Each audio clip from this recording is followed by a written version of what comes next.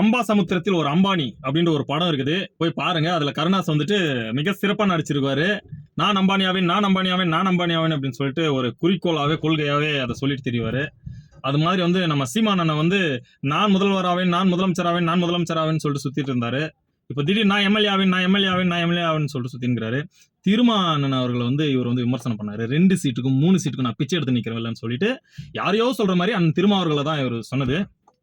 ஆனா இன்னைக்கு காலம் எப்படி சுத்துது பாத்தீங்களா? ஒரு சீட்டுக்கு அம்பாசமுத்திரத்துல இடைத்தேர்தலில் பிச்சை எடுத்து போய் நிக்கிறாரு. நான் திமுகவை ஒழிக்கிறதுக்காக தான் இந்த கட்சியை நடத்துறேன்.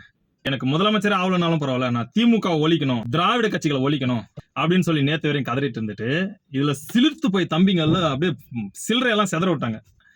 இன்னைக்கு என்னடானா அந்த திராவிட கட்சிகளோட ஆதரவுல பொது வேட்பாளரா அம்பாசமுத்திரத்துல நிக்கிறாராம். இதுக்கு எப்படிடா முட்டு கொடுக்க போறீங்க ஆமா குஞ்சுங்களா? டேய் எனக்கு சிரிப்புதான் வருது.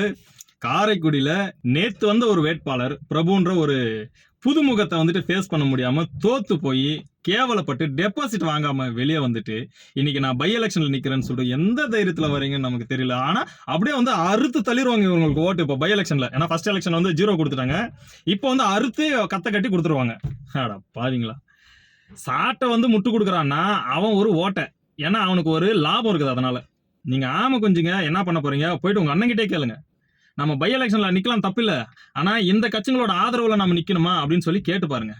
இதற்கான பதிலை பை எலெக்ஷன்ல அம்பாசமுத்திரம் தொகுதியில கண்டிப்பா மக்கள் தருவார்கள். பொறுத்திருந்து பார்ப்போம்.